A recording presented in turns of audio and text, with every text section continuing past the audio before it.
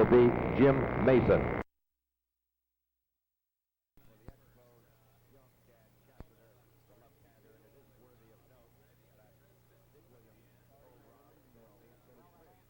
In that game, whether it was a starting or a relieving role. Well, that all-star game will, of course, be on the CBC television network 1 week from tonight, and your fans across the country are hoping that you might be the starting pitcher in that one. You've had a lot of success here in the Olympic Stadium. Your last 2 starts have both been one-hitters.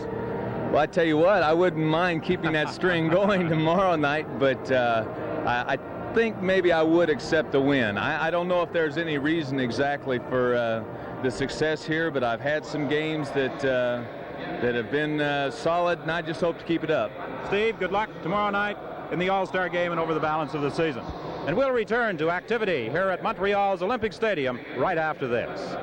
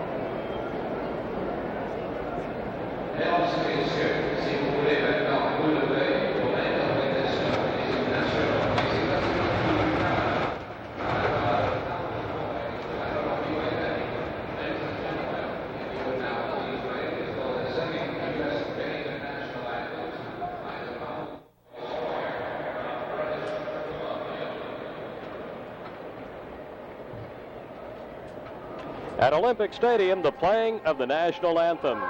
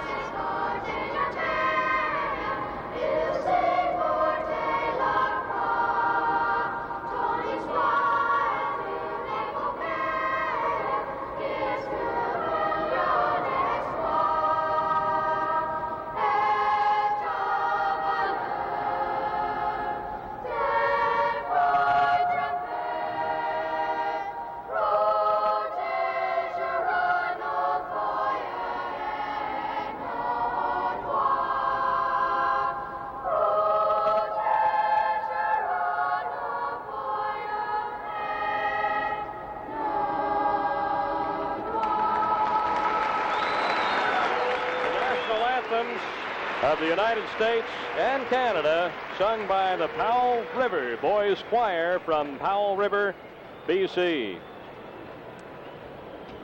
It's an overcast evening in Montreal. There were a few showers just a short while ago.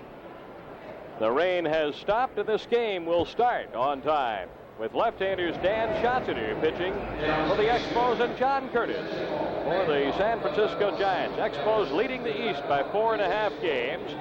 Their record of 48-31. They have a 29-8 record here at Olympic Stadium. The Expos have not lost a series with any team since the 10th of June. Right now, we are looking at member of the board of directors of the Montreal Expos, Mr. Hugh Hallward, president of Argo Construction, a founding partner and member of the board of the ball club. He's presenting a check for $20,358 to Jean-Marc Paradis, president of the Quebec Federation of Amateur Baseball. The check represents Quebec's share of the gate receipts from the Pearson Cup game, which was played April 19th in Toronto. So there goes over $20,000 from the Expos and the Blue Jays. The proceeds of the Pearson Cup, of course, go toward amateur baseball in the province. And there you see Jean-Marc Paradis on the left and Hugh Hallward on the right. And that game ended up in a tie as both ball clubs had to catch airplanes, but it's quite a game, and the money going to a charity like that, why it's very worthwhile, and the players enjoy playing in a game when the money goes to the youngsters so they can play baseball. Now here they come. There's our friend Bruce Fremming. He'll call the balls and strikes tonight. And you see manager Joe Aldebelli moving into the screen there. Ozzie Virgil, Expos first base coach, coming into the screen to the right. The other umpires are Joe West, who will be at first base. He's in the center of that group. Jerry Dale on the extreme left, and out of the picture, Steve Fields. The umpires that will work this game. Steve Fields out of the picture quite a bit. He's one of the substitute umpires, and the umpires just associate with him when they're on the field. And we've talked about that, I think, on other telecasts. But Bruce Fremming, look at him, and he's a beauty. He's not as tough as he looks. He has a heart of gold, but we'll probably have some stories about him as the game goes along. Look at Joe. Yeah, and there's Expos manager Dick Williams. He's had much to be happy about. The Expos are 5-2 against the Giants this year. 3-1 here at the stadium, 2-1 at Candlestick Park. And here come the Expos onto the field. The Expos will be well represented at the All-Star game next Tuesday night. Steve Rogers, Expos right-hand pitcher, 9-game winner. He'll start here tomorrow night. Don talked with him before the ball game. Catcher Gary Carter will be on the All-Star team, and Expos pitching coach Jim Brewer is a member of the All-Star coaching staff. Here's a look at the defense as they line up behind Dan Schatzeder. Duke, let's talk a little bit about Dan. I'll give you some numbers and let you tell the fans about him. He's 4-1 this year. He's making his 7th start, his 17th appearance. He won his last start July 6th. He has no decision in 2 relief appearances against the Giants, and that's the lineup he'll pitch to: North, Strain, and Clark, Ivy, Evans, and Herndon, Lemaster, Littlejohn, and Curtis. The San Francisco lineup. It really doesn't matter too much to Schatzeder whether the batter's right-handed or left-handed, because he has the super stuff against both. He has a very good moving fastball, and the ball will sink down and away quite often from the right-handed batter, and of course could jam the left-handed batter. Only one left-handed batter in the lineup tonight as far as the 8 regular players are concerned, and of course that's Darrell Evans. But Schatzeder has a good hard curve and also a slower curve, and he has a good changeup. So Schatzeder, one of the better arms on the ball club. He's not like Lee or Grimsley. He comes right at you with the good hard stuff, and then we'll mix in the off-speed pitch to keep you honest. Well, before the ball game, we asked Dan Schatzeder about the Giants hitters and how he'll pitch to them tonight. Well, I've had pretty good success against the Giants over my career so far. One of the guys that's given me a lot of trouble is Larry Herndon, who's a good low ball hitter, and I like to keep the ball down, so I'm going to have to try to jam him a little bit tonight with the fastball and throw him off speed pitches. Another guy, Jack Clark, I've gotten him out keeping the ball away from him. I'm going to try that again tonight. Keep throwing him off speed pitches and maybe show him a fastball once in a while. But besides that, really their shortstops hurt me once in a while. Lemaster, I don't know if he's in there tonight, but he's hit my fastball pretty well too. So I'm going to have to pretty well mix him up and see how the first few innings go and take it from there. Dan Schatzeder, 24-year-old left-hander on the Giants lineup. And we're about set to get underway as Bill North comes to the plate. And Bill North batting .272, and he's the league's leading base stealer with 37 steals. And we asked Bill North about Dan Schatzeder and the Expos pitching overall.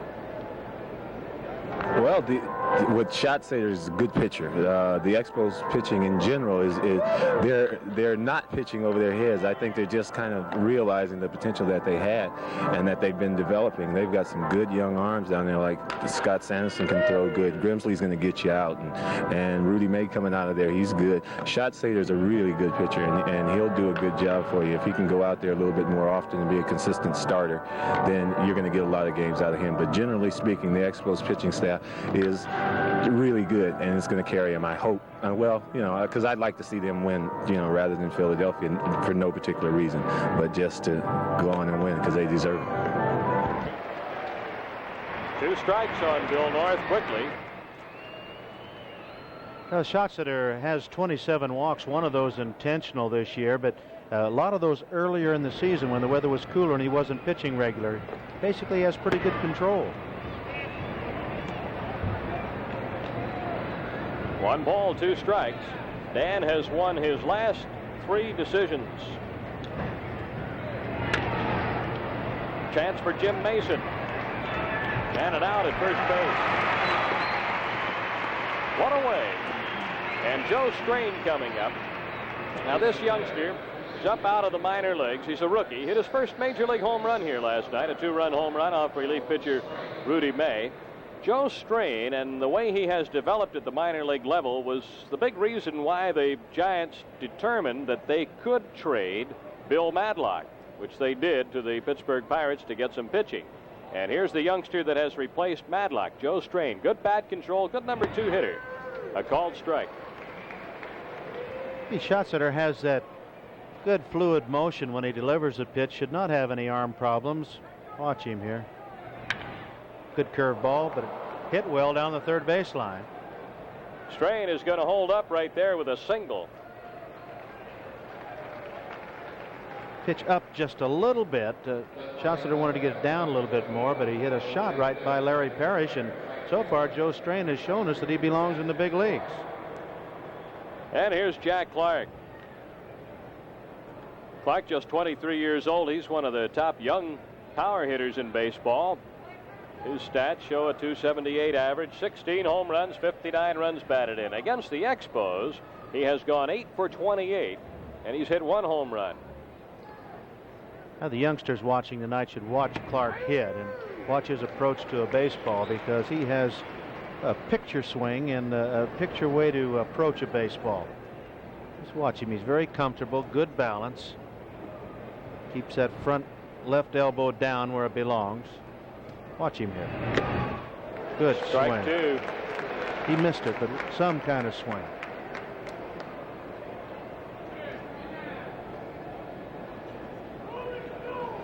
You don't feel cheated if you swing and miss and have a good cut.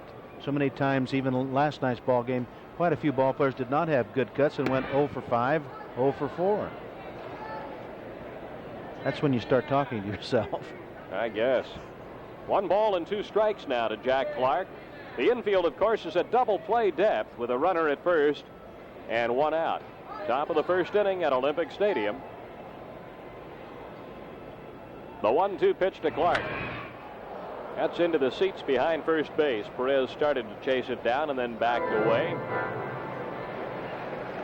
We mentioned the Expos with a record of 48 and 31.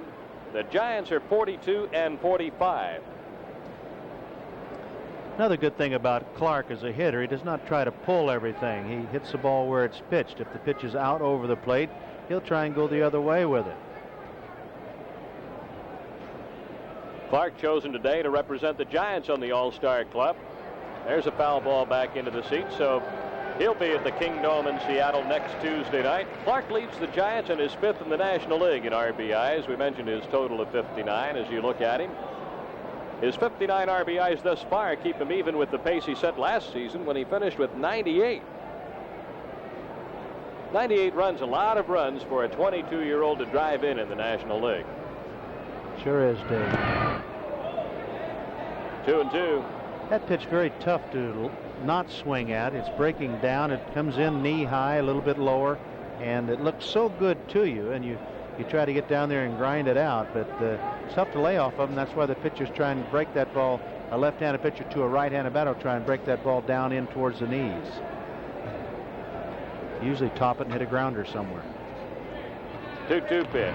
That's fouled off to the left side. Still 2-2.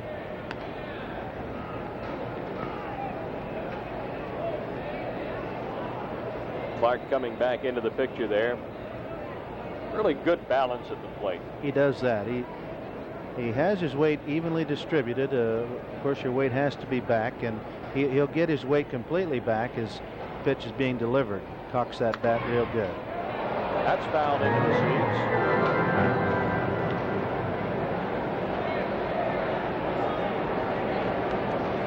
Pretty fair crowd tonight. The Expos closing in on that 1 million mark in attendance. 827,551 so far, averaging over 22,000 a game. Schatzeder working to keep Joe Strain close. The Giants stole some bases last night on Montreal pitchers. Dan Schatzeder usually very good at keeping a runner close.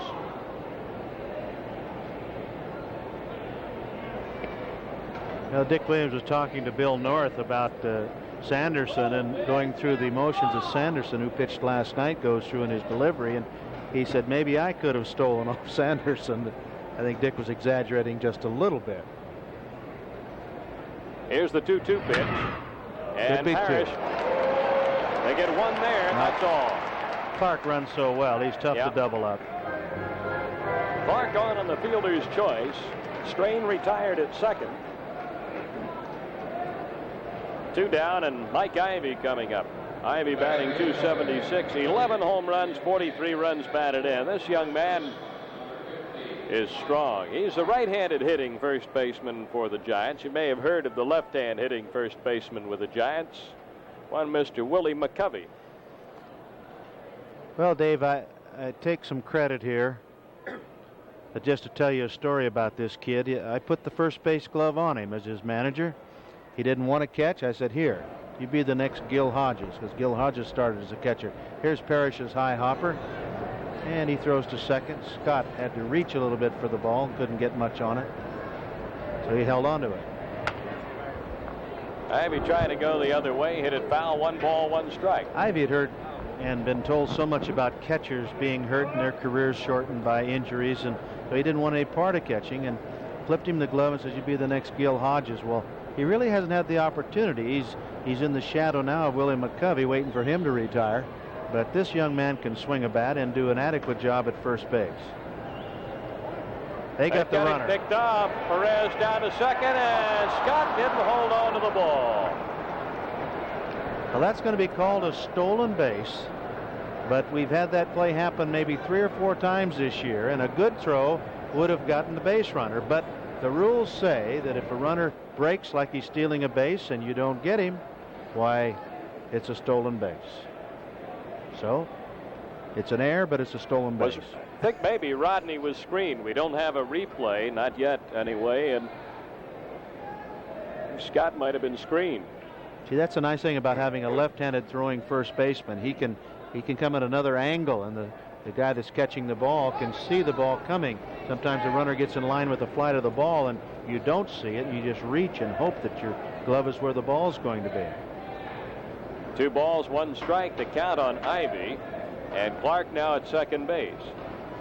That is stolen base number 6 on the year for Clark.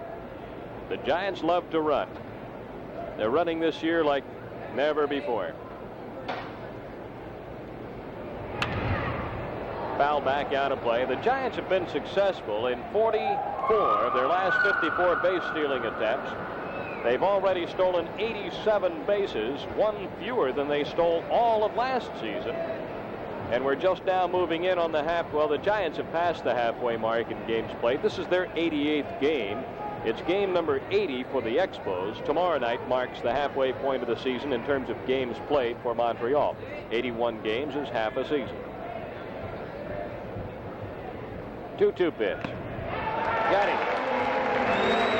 Ivy strikes out, no runs, a hit, and Clark is left at second base after a half inning of play. The Giants nothing, and the Expos coming to bat.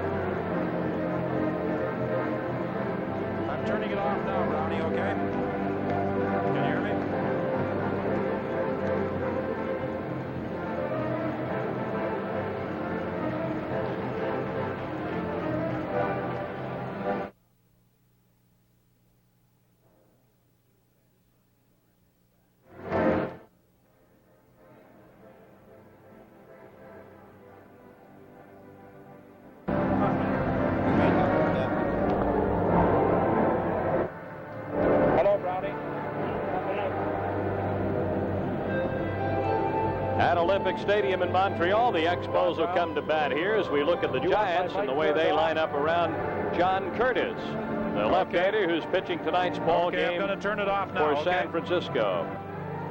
Curtis 4-5, his 8th game starting, his 17th game overall. As a starting pitcher, Curtis is 3-3 with a 2.93 ERA. He's allowed 2 earned runs or less in each of his last 4 starts, allowing 5 earned runs in 25 innings in those games. In his 3 losses as a starter this year, the Giants haven't gotten him any runs. Before the ball game, we asked John Curtis, there's the lineup, we asked John Curtis about the Expos and how he's going to try to pitch to this lineup. Well, I know the difficulty left-handed pitchers have had with the Expos so far this year, and this will be my first time facing them. And my feelings going into the game are to try and be just as aggressive with them as they have been with left-handed pitchers, and try and pitch my game, which is keeping the ball down primarily, and working in breaking balls, either when I'm behind in the count and also ahead in the count, and try to make them hit the pitches that I want them to hit, and hope that our defense will be there to convert them into outs. Well, he got Warren Cromartie. That's a big step. And here's the number 2 hitter, Rodney Scott, with 1 out, nobody on. Curtis getting a strike in there. The Expos, and Curtis referred to their success against left-hand pitching, the Expos have won 11 and lost just 4 to left-handed pitchers. Well, the type of left-handed pitcher that can give any club trouble, and especially the Expos, is a type of left-handed pitcher that can turn the ball over a little bit, off-speed pitching, or a good curve ball, and we'll see what Curtis does tonight. Scott wraps the ball on the ground to Evans, the third baseman, and he's out at first base, 2 away. So Rodney retired, 2 down, and Andre Dawson coming up. 25-year-old center fielder. He's had trouble against the San Francisco staff. He's hitting .270 for the year, but way under that against the Giants. He's 6 for 31, and that works out to a .194 batting average against San Francisco. So this Giants staff has pitched very well to Andre Dawson, and they've given him some problems.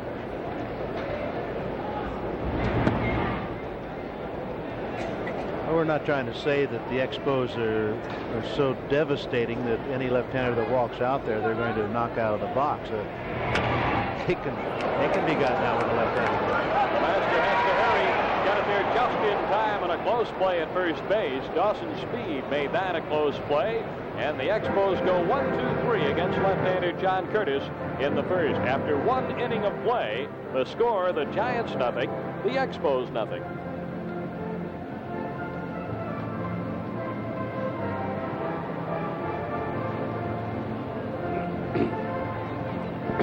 Yeah.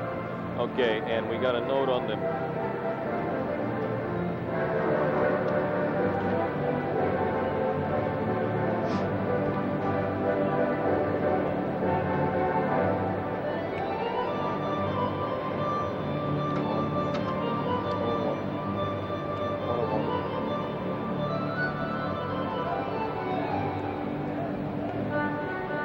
Yep. Yep.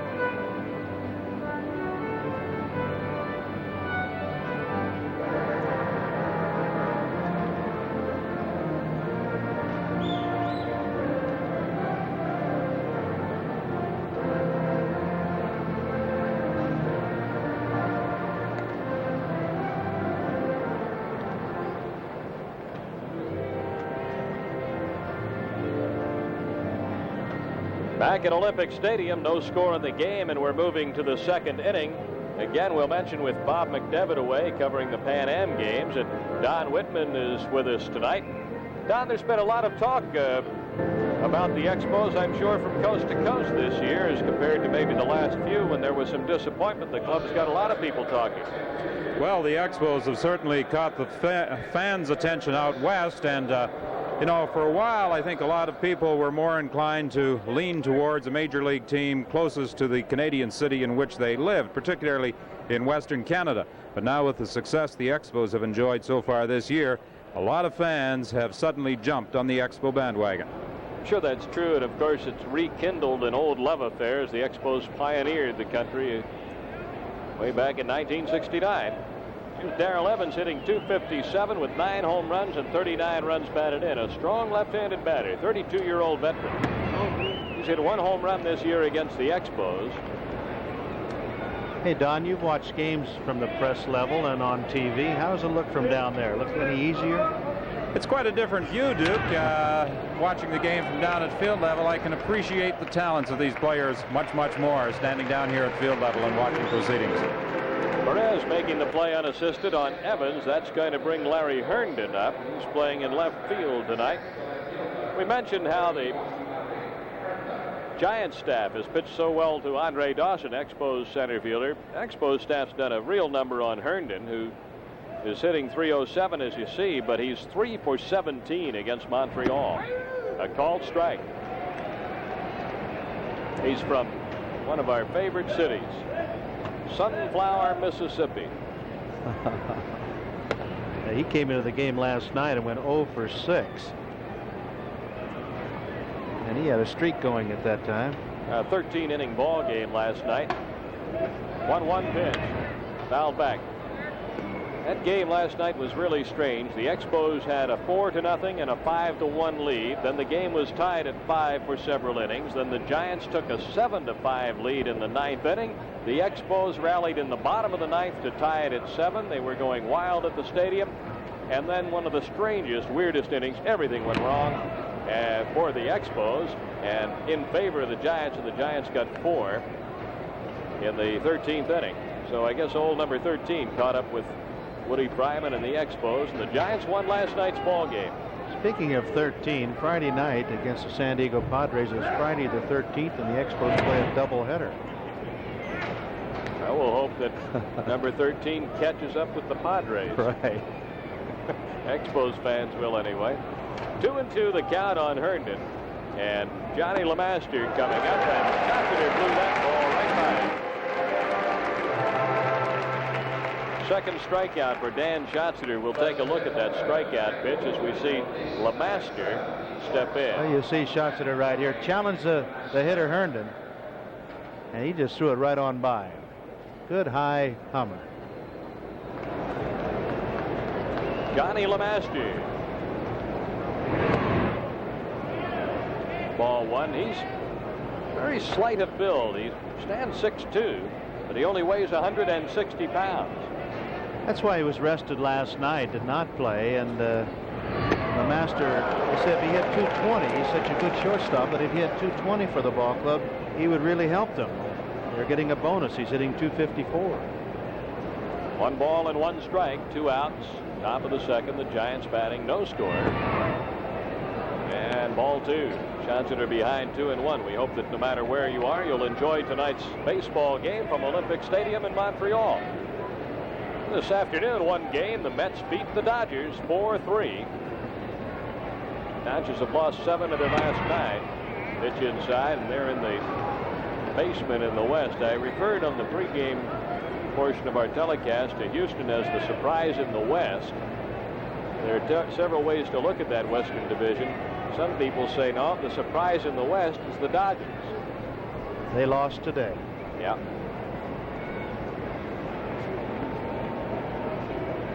Three and one on LeMaster. Might be a play here for Perez near the dugout.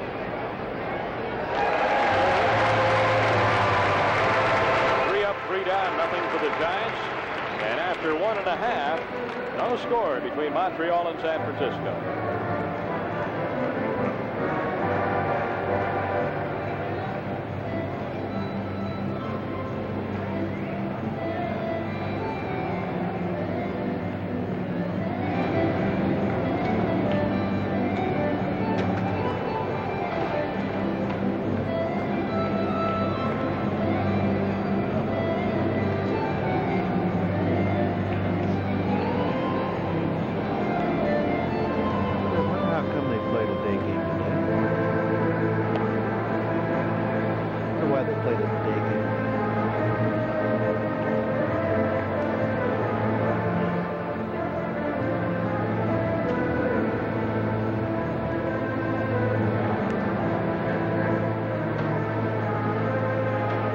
Here's tonight's baseball quiz. Who was the only man ever to hit 2 home runs in 1 inning twice in his career? And here's our first clue.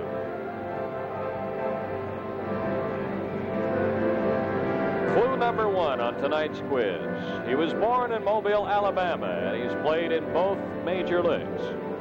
The only man ever to hit 2 home runs in 1 inning twice in his career. Well, there's our quiz for you tonight, so we'll let you work on that. We have several more clues coming up, and we'll give you the answer later in the game. Tony Perez hitting .294, 7 home runs, 42 runs batted in, 37-year-old veteran. And the Expo players lean on Tony an awful lot. He's the experienced man in that lineup. He and Spire when Spire's playing, but Tony more so because he's the RBI guy, and he gets so many key hits. Perez has 8 game-winning RBIs. He's tied for Dawson with the club lead in that department.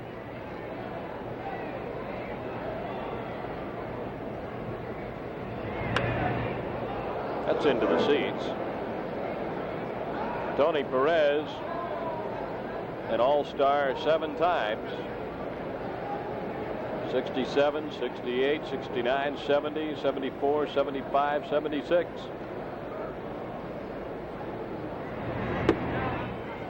Well, there's a lot of people that are upset that he was not picked on the all-star team this year, and I think he deserves the honor. He's really carrying the brunt of the load on this ball club.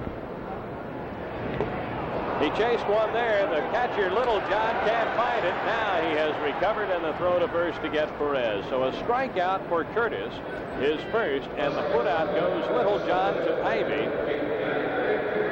And Gary Carter coming to the plate. And we asked him about facing off for the Giants. He's been hitting marvelously well against the San Francisco Giants. As we look at Perez here, striking out, and that ball being missed by Little John, and there's Perez. Tony chased a bad pitch that time. Right. Gary Carter stepping in. He's batting .357 with 5 home runs against the Giants. We asked him why. Pitch selection, and it doesn't really have to do with the Giants in particular, but I do feel comfortable at the plate with their pitching, and as long as they keep giving me the pitches, I guess I'll just go ahead and keep hitting it. Amen.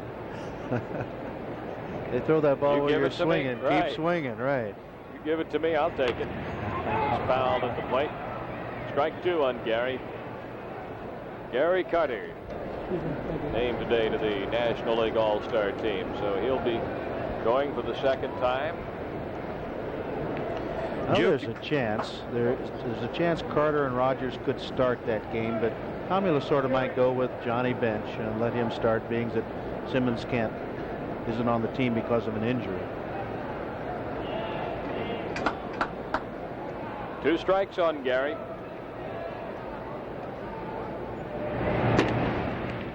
Ball 1. 25 years old now. caught his first professional game in the Gulf Coast League in 1972. I asked him who pitched. He said, I can't remember. He hit that a ton to center, and North is back there.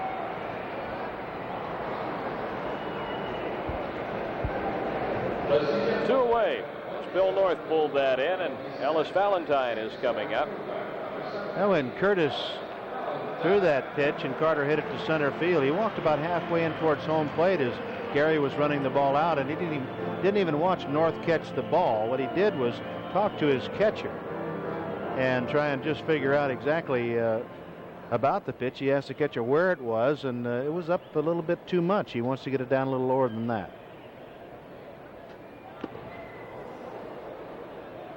One strike on Ellis Valentine. Ellie's done well against the Giants. 6 for 16, a .375 average. He's a big man, 6'4", 210. Strong. He can hit the ball out to any field. He can hit home runs to right, center, or left. This one will not go. Ivy. The Giant left-hander for the second inning in a row has put the Expos down in order 1-2-3. So John Curtis doing a job here, and after 2 innings of play, the Expos nothing and the Giants nothing.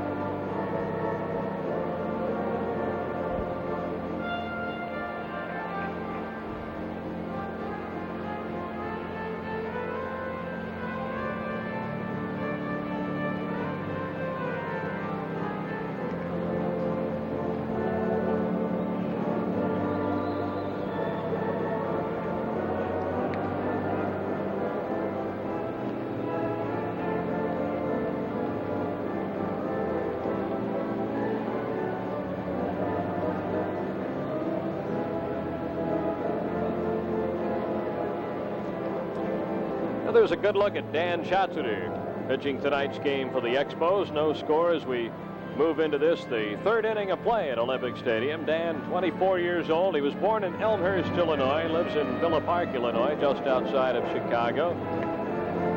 He'll face Dennis Littlejohn, the San Francisco catcher. Dave, I had a nice talk with Joe Altobelli tonight, Giant manager, and asked him about his ball club and what their thoughts were, being 10 games behind. He says, you know what, he says, this Expos series and the Mets series over the weekend are the 2 biggest series for them so far this season. They figure that Houston is going to lose a few this week, and if they can go in and do well against the Expos and do well against the Mets, go into the All-Star break, come back fresh after that with a positive thought in their mind those 3 off days, why it could help the ball club immensely. Called strike on Dennis Littlejohn. Giants normally catch Mark Hill and Mike Sadik. Sadik's been a workhorse lately because Hill has an injured hand. And so Dennis Littlejohn getting a chance to catch a couple of ball games. This is just his 2nd game. And his first major league hit. There it is. Big league hit number 1. And they're going to get the baseball. The Giants hollering for the ball. And that's a treasure to keep when you get your first major league hit. So the ball coming out of the ball game. And Littlejohn has a souvenir. And later on, maybe tomorrow, well, he'll probably get Dan Schatzeder to autograph it for him. After things cool off a little bit. Yeah. John Curtis, the pitcher here, looks like it could be a low run affair, although the Giants have great faith in their ability to score a lot of runs, and they know the Expos are an explosive ball club, but this is a bunt situation here with the pitcher up. So far, this one shaping up as a pitcher's battle into the 3rd inning, but that's very early.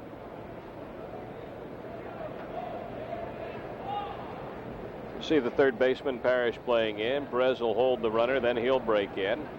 Well, they'll try for second base here because Littlejohn doesn't run that well. There's the bunt. Good bunt. They can't go anywhere but first. No. Perez making the play to Scott, covering at first. Good bunt by Curtis. Littlejohn down to second base. And the top of the order coming up, Bill North. We mentioned earlier Bill North leading the National League in stolen bases with 37. Pittsburgh's Omar Moreno is second with 33. Rodney Scott's tied for fourth. Scott in tonight with 23 stolen bases for the Expos. North ran into the same problem when he went from the Dodgers to the Giants as I did. I always wore the number 4. Went to the Mets and wore the number 4. He always wore number 4. But when you get to the Giants, that number's been retired. It was worn by Mel Ott, so you don't get number 4 when you go to the Giants. Inside and ball 1 to Bill North, 31-year-old veteran. Bill North was born in the city that will host the All-Star game next Tuesday night, Seattle. Dawson in center field. 2 away. And Joe Strain comes to the plate. 25-year-old rookie. Got a base hit in the first inning. He's 1 for 1. Dan Schatzeder.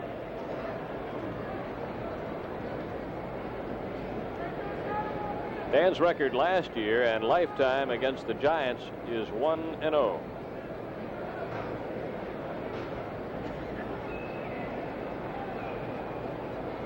Well, the Expos still trying to learn how to pitch and play Strain defensively. You take strike 1.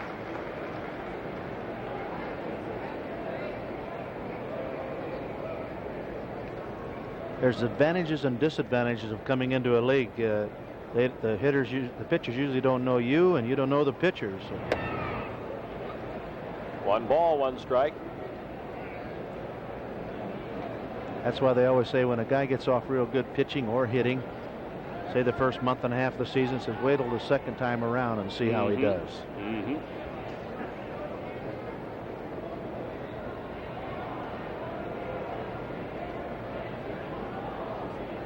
2 outs, 1-1 pitch. Good pitch, jammed it. Parrish gets it over there for the third out. So that's it for the Giants in the third. They made a little noise, a leadoff single by Dennis Littlejohn, but he's stranded on base. Now midway in the third inning, still no score in the game.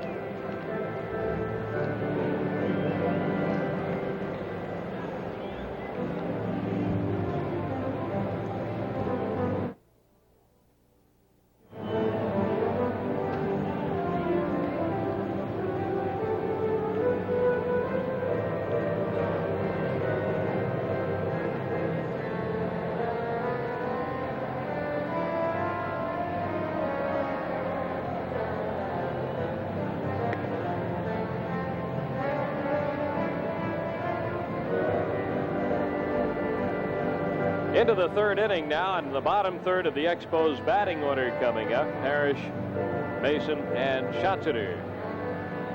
The Expos tonight have several other clubs to watch. They play everybody's playing the watching game now. Cubs just 4.5 back, Phillies 5.5, Pittsburgh 6.5. Mets won their ball game this afternoon, the last place club. But that scoreboard game goes on from now till the end of the season, right, Duke? Well, it does that. You just keep it in your head. Usually, you know how many games you're ahead. Percentage points aren't really as important as games behind or games ahead. And that half a game, of course, is when the odd game is either one team's played 1 more, or 2 more, or 3 more than the other, and it has to be an odd number, of course, for that half a game. But you watch it, but I don't think anybody's looking at it quite yet. It's an all-star break, only halfway for some clubs, and you've got tonight's game really to worry about. And when you go about it that way, you're better off because you start peeking over your shoulder, and someone might be gaining on you, like Satchel Paige said about his age. He says, "I never look back. Something's gaining on me, and I don't want to look back and see it." Ball 1 to Larry Parrish, who hit a home run here last night. He now has 8 for the year. It's tough to do, but if you just go out and win your ball game, you don't care what anybody does. Don't have to worry about it. There's a look at the shin guard. Larry Parrish got hurt in Chicago on the recent road trip. Fouled the ball off the top of his left foot.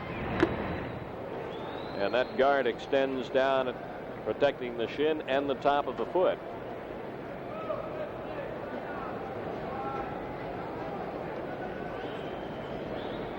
Two and one the count on Larry.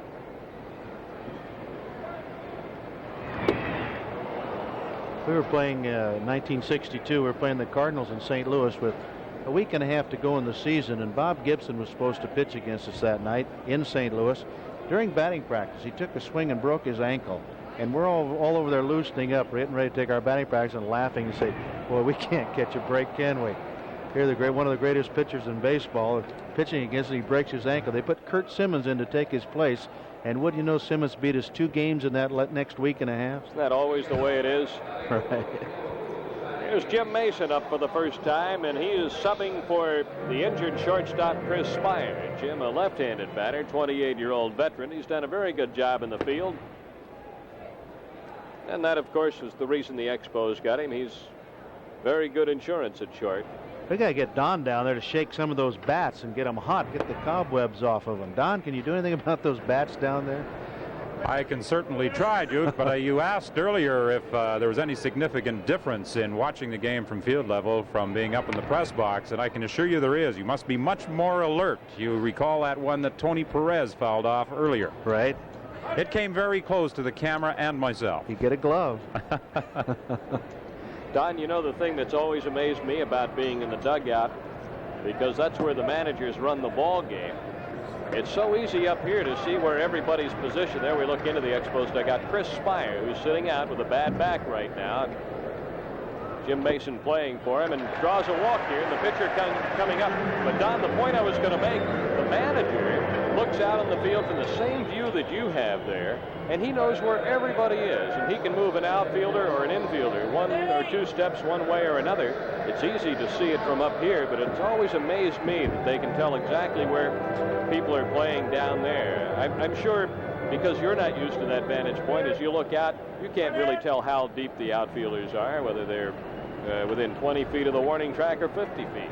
It certainly does make a difference and gives you an entirely different perspective, whether it's baseball, football, hockey, or whatever. When you're right down at field level, you really pick up a vast difference in the setting and the way the game develops. I know one thing that Don's going to hear tonight, and we'll get him to comment in a bit. There's a foul off to the right. He's going to hear the baseball language, the universal language of baseball and dugouts. You'll have some interesting reports on that a little bit later in the game. But no, the thing that... This is a family broadcast, remember. Oh, yes. The bunt defense, as you see, is in order here with shots that are up. Good hitting pitcher. Back on the screen, 1 and 2. We'll see whether or not they keep the bunt sign on with 2 strikes.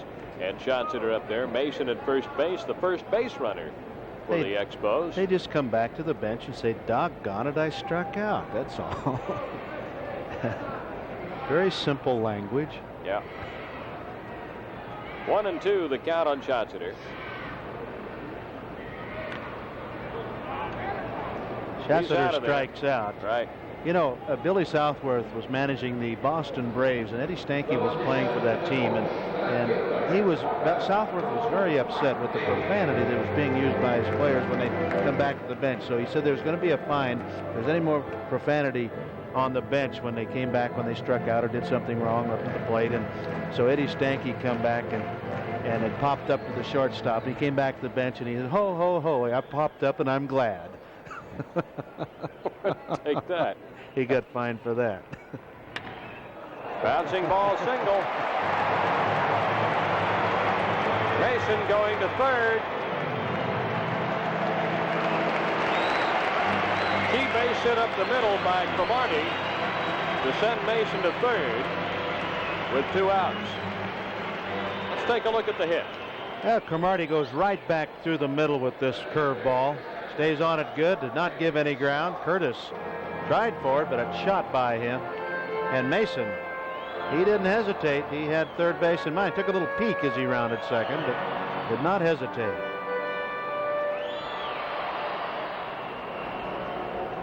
Rodney Scott, 0 for 1, takes a ball. Scott, a switch hitter, batting right-handed. He's hitting .295 for the year. Well, Cromartie broke up the no-hitter, by the way. Yeah.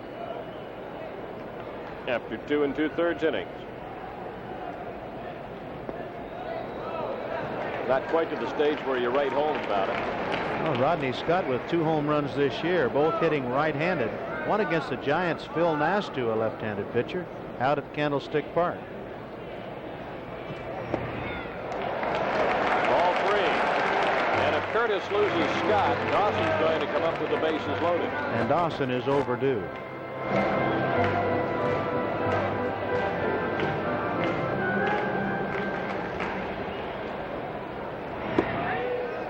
Three and 1. Giants scored 11 runs last night. Have to go way back to May 27th, the last time a team scored in double figures against the Expos. Pitches ball 4, and the bases are loaded for Dawson. Expos pitching has been very good. There's a look at the base runners. You know, last night Dawson came up in the 11th inning with the bases loaded and 2 outs. The winning run at third base, and he did not have a good cut. Andre ended up hitting a little tapper to shortstop, a little check swing to end the inning. Let's see if he has some better cuts here tonight.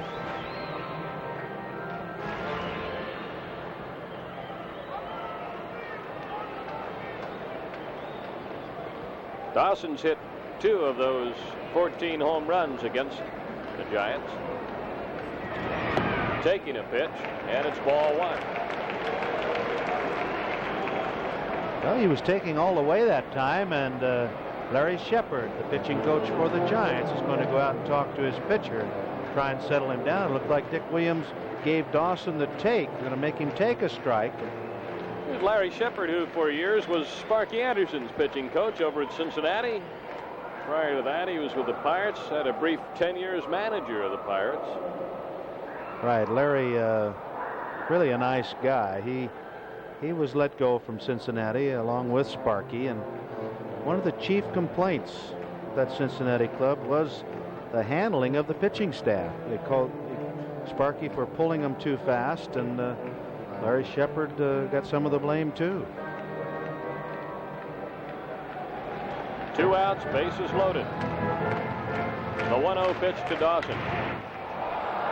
And it's popped up. Center fielder Bill North under it. That's it for the Expos. No runs, 1 hit, and they left 3 men on base. And after 3 innings of play at the stadium, the score remains the Giants nothing, the Expos nothing.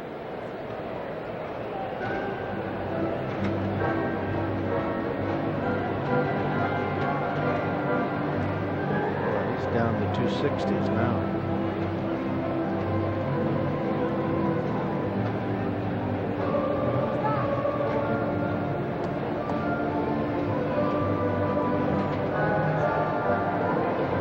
Number 3 hitter on the club. Right on.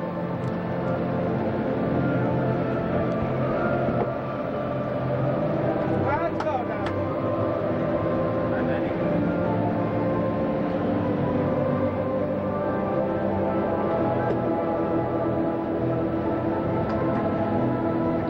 This Saturday on CBC Television, Sports Weekend presents same-day satellite coverage of the British Grand Prix auto race from Silverstone, England. A thrilling Formula One event, the British Grand Prix, this Saturday on Sports Weekend. And next Tuesday, 1 week from tonight, CBC Sports brings you, pardon me, not 1 week from tonight, next Tuesday, 6 days from tonight.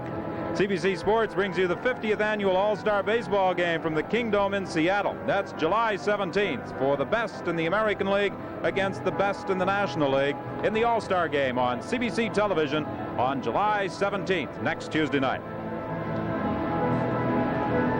And I will be watching right here on CBC. I know you'll be watching. Duke, you're going to be home in Fallbrook, California, and you'll watch the All-Star game. Boy, Dave, I'll tell you, I never miss it. I was fortunate enough to be on 8 All-Star teams, and I never miss it. I root for the National League. I've been a National Leaguer all my life, and I hope they win again. Well, it's a big thrill to be on that team.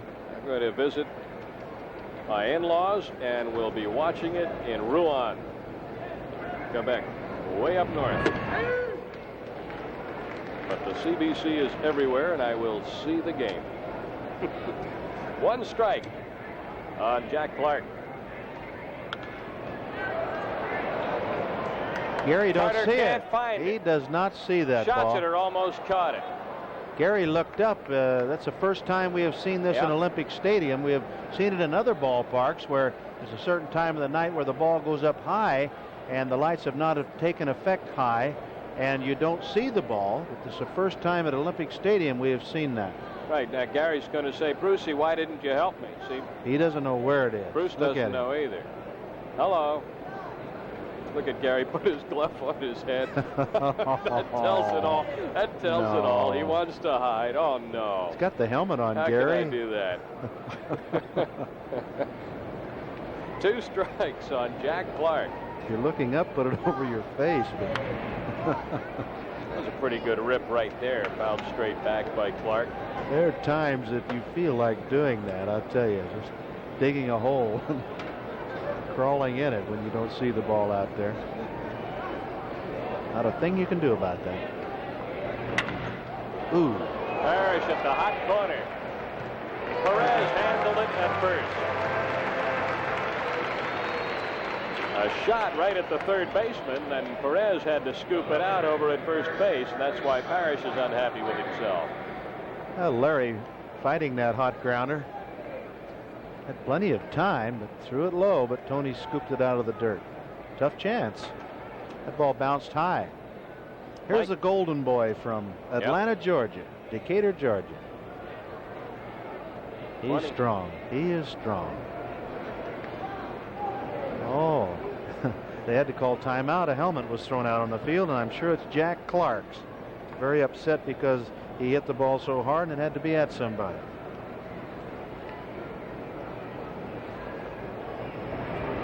You know, you like to see that in a hitter.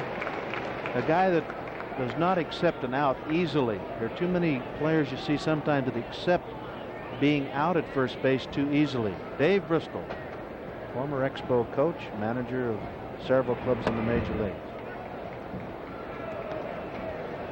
1 ball and 1 strike. 1 out, nobody on. Ivy struck out in the first inning. Schatzer coming at him here. And that might be playable near the seats. Perez over there looking.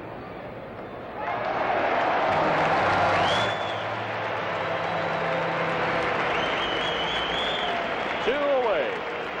Now Tony stuck that big basket up there and pulled that one out of the air. Boy, is that glove big. Look at it. My word. Here goes Tony after it. Watch him stick that basket in the air. No way you can drop a ball. Look at that. The ball just got lost in that glove. Evans steps in. Check the number on his back, and there's significance to that number. Well, check it on his front. It's the same one that's on his back. 41. Evans hit 41 home runs in 1973 while with the Atlanta Braves, joining Hank Aaron and Davey Johnson as the only teammate trio in history with 40 or more in a season. And he's not going to forget about it, and he's not going to let the baseball world forget about it. 41 is now his number. Needless to say, the partner's home run totals was not his number. The last year just I the played number, it was. just the number in total bases you usually had per hit. That's all. Fouled into the seats. 1 and 2, and there's Gary. Well, we got a second. I'd like to say hello to a lot of the Canadian friends of mine that I've met in the Fallbrook area. We'll see Evans foul this pitch off. A lot of people come down to the Hemet and Fallbrook area during the wintertime and play the Fallbrook golf course and all the golf courses in our area, and I've been fortunate to meet a lot of them, and I'd like to tell them hello. I told them I would. So hope you're enjoying the game. Perez will make the play unassisted. And that's it for the Giants in the fourth. Dan Schatzeder has put them down 1-2-3. So this is a pitcher's battle here through 3.5 innings anyway. The Giants nothing, the Expos nothing.